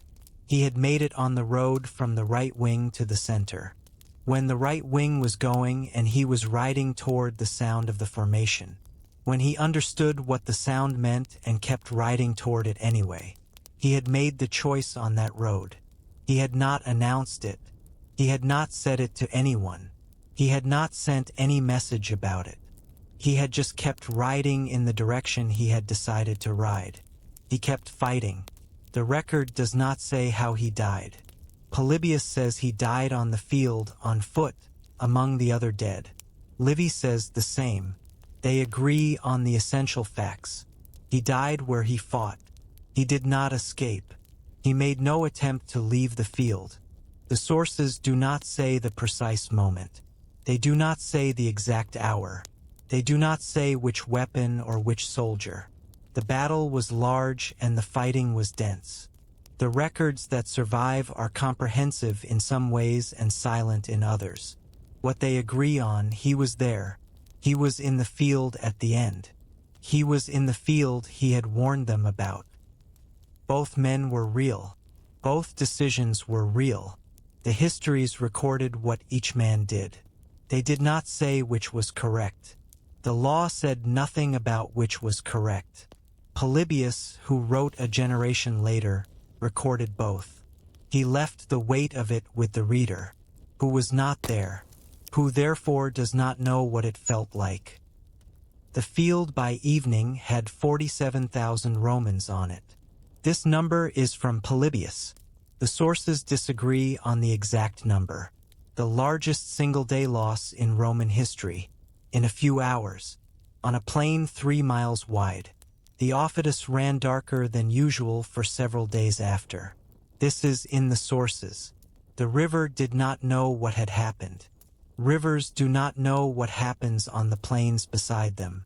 The river was doing what it always did, moving water over stone and mud, going south toward the sea. What made it darker for a few days is not something the river chose. Among the dead on the field, 2 consuls from the year before, 29 of the 48 military tribunes, 80 men of senatorial rank, and 1 man who had rolled up his map the night before, who had led a tired horse to a stable on a cold January morning, who had stayed in the field he had warned them about. The field also held men from the 3rd century of the 2nd cohort, men whose names are not in the sources, because their names were not in the kind of sources that records individual soldiers. The historians recorded what mattered for the history they were writing. The history they were writing was about consuls and generals and the decisions that shaped the course of the war. The man from the 4th century of the 3rd cohort was not in those records. He was in the field. He was counted in the number. He contributed to the 47,000. Polybius wrote the number. Livy wrote it. Appian wrote it with different precision but the same scale. He had kept his interval when the road climbed on the 8th day of the march. He had pressed forward when the formation pressed forward. He had fought in the space available when the space was very small. He was in the field. He was counted. He was not named. Chapter 5. The count reaches 0. Hannibal walked the field after. His officers found him at the edge of the Aufidus as the light was going. He had been walking for some time, among the dead, near alone, which was unusual for a commanding general after a victory of this size. He had been walking since the battle ended. There is a specific kind of walking that happens after a thing like this. Not purposeful walking, not inspection walking, the walking of a man who needs to be in the space where the thing happened, who cannot yet be in a tent or a building or a room with other people, who needs the open field and the evening light and the particular silence that settles after something very large. He walked. He had started the count the day he crossed into Italy. Not days, not men, a different kind of count. He had set a threshold before the campaign began, an engagement that would accomplish what he had come to accomplish. Each battle in Italy 1 step closer. Trebia, Trasimene, the engagements in between, each one a number in the count. He had reached it. He stood at the edge of the river. The Aufidus was darker than usual at this hour. He had known it would be. The river did not know what had happened today. It did not know what year it was. It had been running through this plain since before Rome was a city. It would run through it after. It ran regardless. He looked at the plain. He had seen battlefields before. He had won battles before. He had lost one years ago, a smaller engagement when he was young and making mistakes that young commanders make. He had studied that loss carefully. He had catalogued what he had done wrong. He had not made those mistakes again. He had seen what a battlefield looked like after. This was different, not in the fact of the dead, in the number of them. He walked for an hour and was still in the middle of it. He had calculated a number before the battle. The calculation had been almost exactly right. He was not certain whether to be satisfied by this or not. He had been in smaller battles where the calculation was also right. He had planned an engagement and it had proceeded as planned. At the end he had stood in the result. He remembered the feeling from those smaller battles. It was a specific feeling, precise, clean. The feeling of having said a thing and the thing having happened. This did not feel the same. Not because it had gone wrong. It had not gone wrong. It had gone exactly right. The feeling was different because of the scale. There was a threshold somewhere. Below the threshold, the feeling was clean. Above the threshold, the feeling was something else. He was trying to identify what it was. He was standing in the middle of 47,000 dead on a flat plain in southern Italy. He had calculated this number. He had known this was the scale the plan would produce. When he built the formation, when he chose the ground, when he waited 23 days for the right wind. He had understood this in the way that you understand things when you are planning them. From a distance, with numbers. He was in the middle of it now. The numbers were not distant. He stood at the water's edge. The plain of Cannae in the evening. The Aufidus running south of him. The light going in the west. The plain in every direction. Very flat, very large, very quiet now in a way it had not been quiet for 12 hours. He had spent 23 days looking at this plain from across it. He had spent 12 hours using it. He thought about the first day he arrived at the Cannae position. He had ridden out with his cavalry commanders and his senior officers to look at the ground. He had said almost nothing on that ride. He had looked. He had counted the distance from the high ground to the river. He had counted the width of the plain between the Aufidus and the hills to the north. He had looked at the direction of the wind. He had ridden back and said one thing. He had said, "This is where we fight them." His officers had not asked why. They had learned not to ask why when he said something with that certainty. The why would become visible in time. It had become visible today. Hannibal came to him at the river's edge. He came alone. He had left his cavalry officers at the camp. He had come specifically to find Hannibal. He had found him at the river, the place you would have predicted for this man on this evening. Hannibal was not a complicated man. This was one of his strengths. He was a cavalry commander, which is a trade for men who understand speed and decision and the correct moment. He had understood all three of these things across a long career. He had understood them today. His cavalry had done exactly what Hannibal's plan required. The timing had been precise. The turn behind the Roman lines had been executed correctly. The pocket had closed. He was in the mood that comes after executing something very difficult correctly. He looked at Hannibal. He said, "Give me the cavalry." He said, 5 days. The horses are still fresh. The roads are open. Rome has nothing on those roads. Give me the cavalry and 5 days. Hannibal did not answer immediately.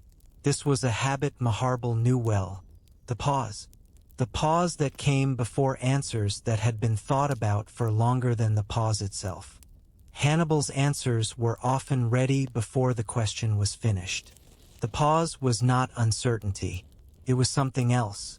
Hannibal waited. He was not good at waiting. Cavalry commanders are not, as a category, good at waiting. The trade selects against it. He waited because he had something specific to say, and wanted to say it to Hannibal's face when that face was paying attention. Hannibal said, "I need time to consider it." Hannibal looked at him. He thought about what he was looking at. A general who had just done something no general had done before. Who had destroyed the largest army in Roman history on a flat plain in a few hours. Using a formation he had invented, prepared, executed without a single piece of it going wrong. He was looking at the most successful military operation in the history of this war. He was also looking at a general standing at a river's edge in the dark. Instead of riding north, he said the thing he was thinking. He said, "You know how to gain a victory, Hannibal. You do not know how to use one." He left. He walked back toward the camp. He did not look back. Hannibal stood there for a while after Hannibal left. He stood at the edge of the river and looked at the water. He thought about what Hannibal had said. Hannibal was not wrong in the way that wrong people are wrong. He was not making an error of fact or an error of analysis. He had looked at the situation and identified the obvious next move. Move fast. Strike before they recover. Take the capital. End the war.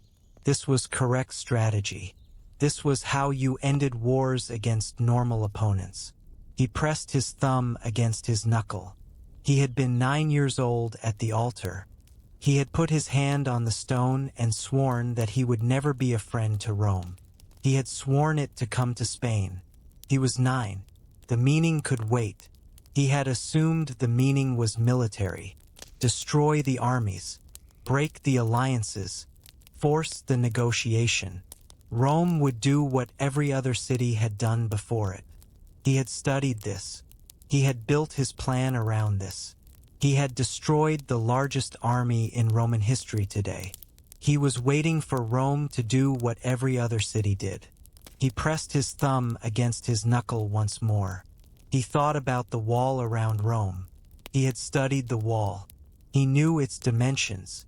He knew where the gates were. He knew the history of it and what it had and had not stopped in the past. He knew what siege equipment he did not have.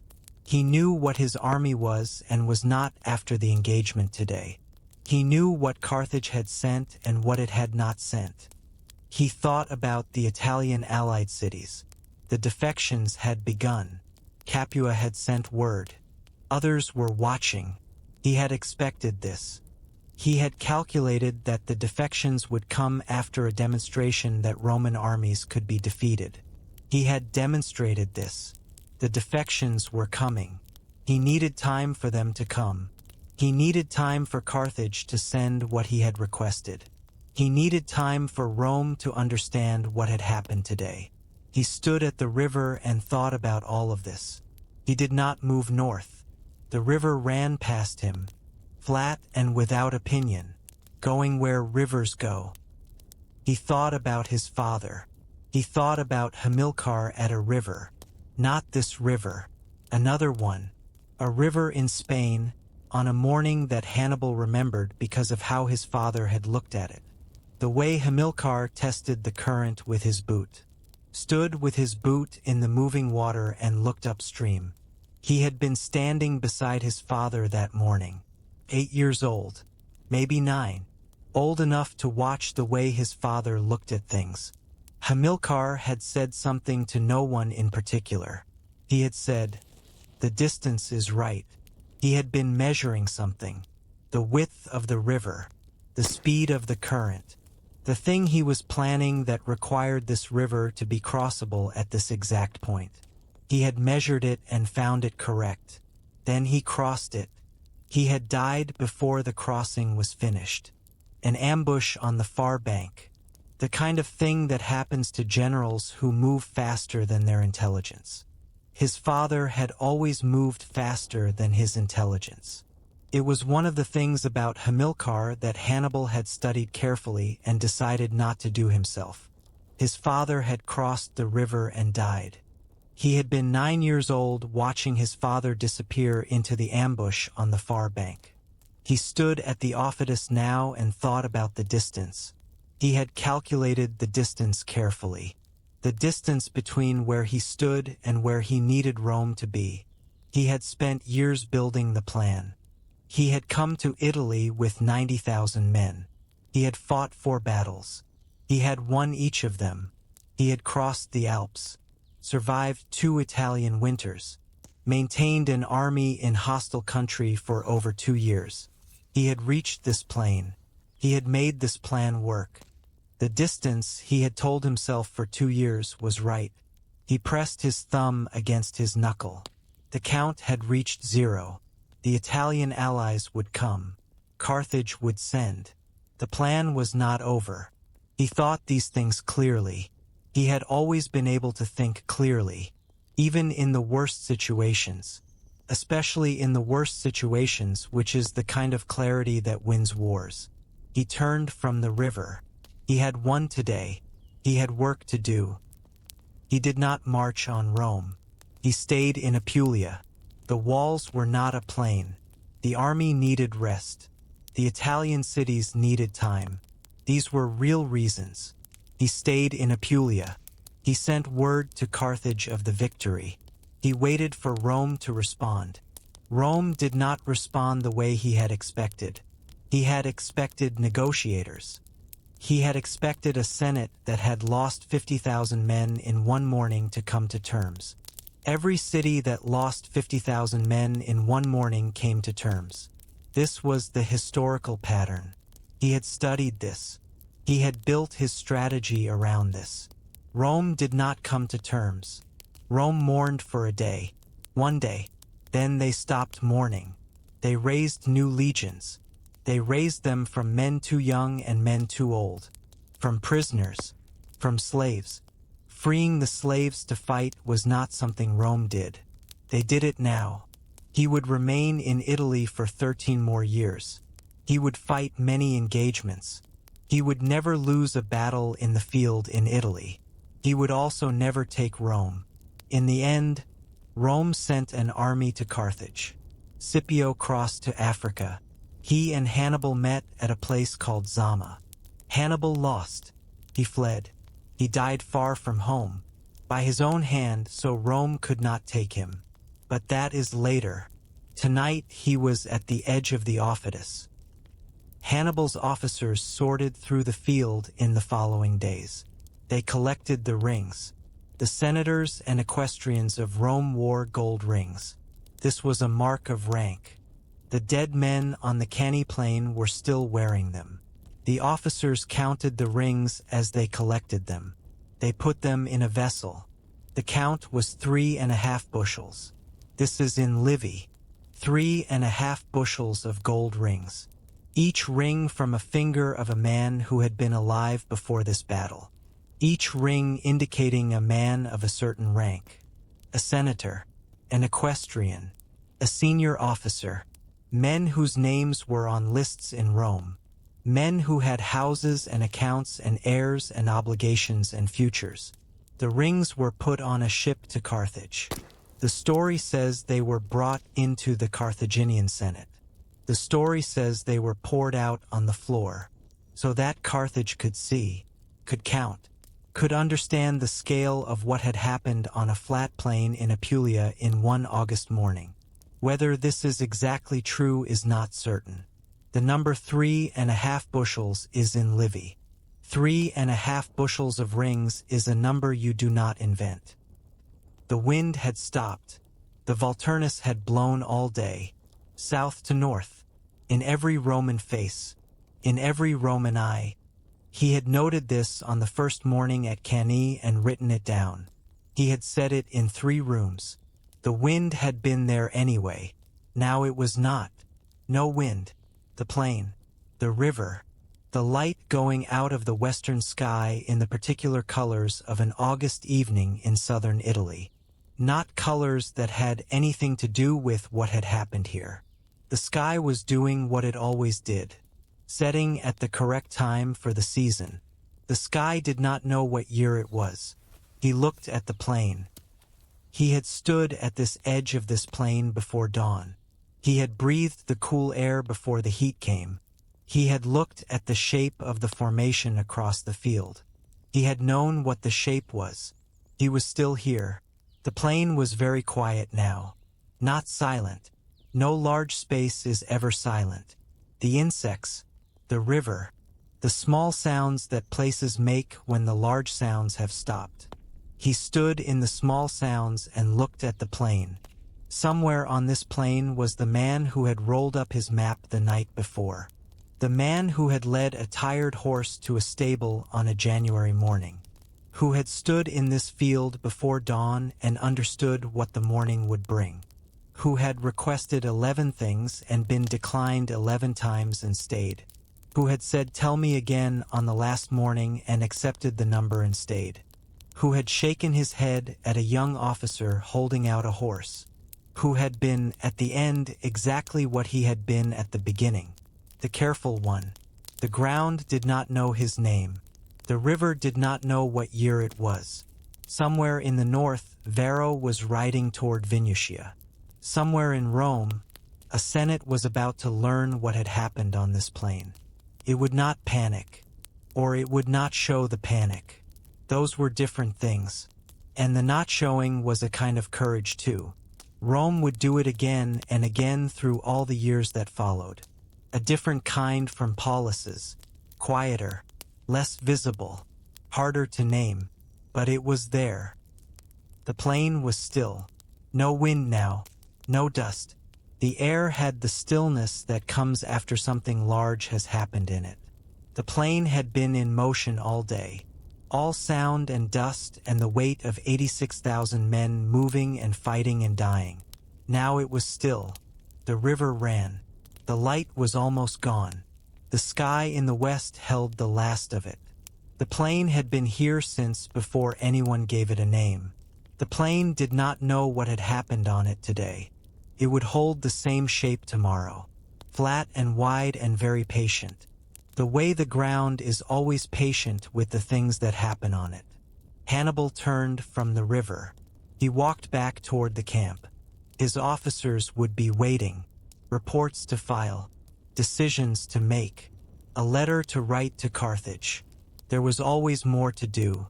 There was always the next thing after the current thing. He walked. He was not done. But he stopped once more. He stopped and pressed his thumb against his knuckle. He did it without deciding to. The old habit. From the months before the campaign. When the uncertainty was very large and the habit was useful. He had not needed it in a long time. He needed it now for a different reason. He held it. He thought about one thing. He thought about Maharbul's words. You know how to gain a victory. You do not know how to use one. He did not know yet if this was true. He knew how to build a situation and allow the enemy to enter it. He knew how to construct a battle so that the enemy's strength became its weakness. He had done this at Trebia and at Trasimene and today at Cannae. He was very good at this. He did not know yet if he knew what to do with what he had built. He would find out. He was not done. The plain waited. The way the ground always waits. Patient and flat and very old. The young man at Canusium had been walking for most of the day. His name was Publius Cornelius Scipio. He was barely 20 years old. He was the son of the consul who had commanded at Trebia. He had been at Cannae in a junior capacity. He had survived. He had not survived by accident. He had survived by moving east when the right wing broke. He had moved east through the trees and come out on the far side and kept moving. He had met other survivors on the road. Some of them were walking east also. Some of them were moving in other directions. He had gathered the ones walking east. By the time he reached Canusium, he had a group. Not a unit. Not a formation. Men who had been moving in the same direction. Who had found each other on the road. He did what he always did when he found something without a shape. He gave it a shape. The survivors gathered at Canusium over 2 days. In small groups. In pairs. Alone. Men from different units. Men looking for someone they knew. Men looking for anyone they recognized. There were approximately 6,000 of them by the second day. 6,000 out of 86,000. The number did not require commentary. It sat in the air above Canusium for 2 days while the men who made up the number arrived. Each arrival was another man who had survived. Each arrival made the sum of survivors slightly larger. The sum of the dead did not change. Scipio found a young senator among the survivors. The man was proposing to take a ship to Greece. To leave Italy and find a general somewhere who was still winning. He was speaking to a group of officers. The group was listening. Scipio entered the group. He said, "No." The young senator looked at him. He said, "Cannae has happened. Rome cannot withstand another Cannae." Scipio said, "Rome has not yet responded to Cannae. You do not know what Rome will withstand." The senator said, "We have 6,000 men."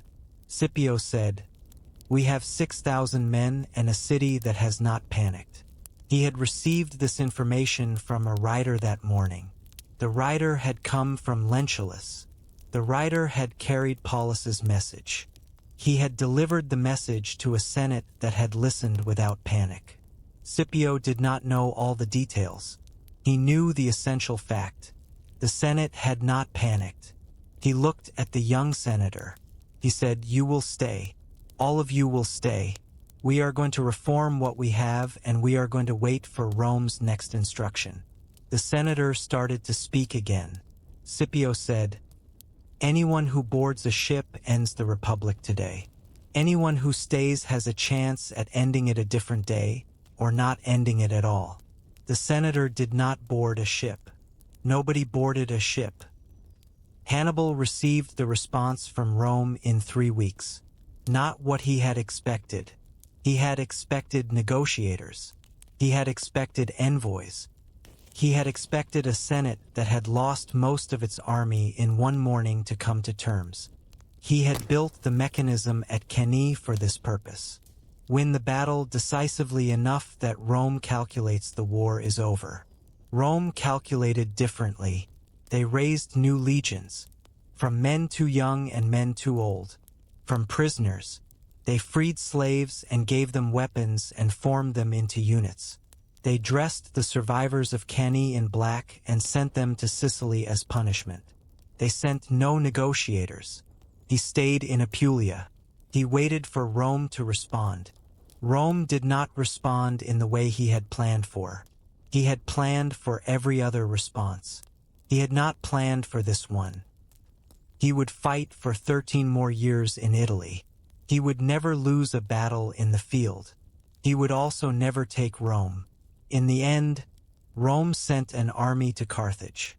A general who had been a 20-year-old officer at Canusium, gathering survivors, telling a senator not to board a ship. That general crossed to Africa. He met Hannibal at Zama. At Zama, Hannibal lost. Hannibal had crossed the Alps to fight Rome in Italy because Rome would not fight Carthage in Africa. Rome spent 16 years not fighting him in Italy and then did exactly what he had come to prevent. They went to Africa. They brought the war home. He had not planned for this. You cannot plan for everything. Even Hannibal could not plan for everything. Writers note, "I do not read Paullus as a man who made a mistake. I watch him count things, exits, cavalry numbers, days, requests made and declined. He counted 11. The formation had not changed. He rolled up the map. He did not bring it. He stayed in the field he had warned them about. There is a kind of courage that does not look like courage from the outside. It looks like stubbornness, like refusal to adapt. It is not either of those things. It is the choice to remain exactly what you are, in the place where what you are is most needed, even when the cost of that is clear. He was the careful one. He was careful to the end. Next time, Rome. The Senate does not panic, or does not show it. Those are different things.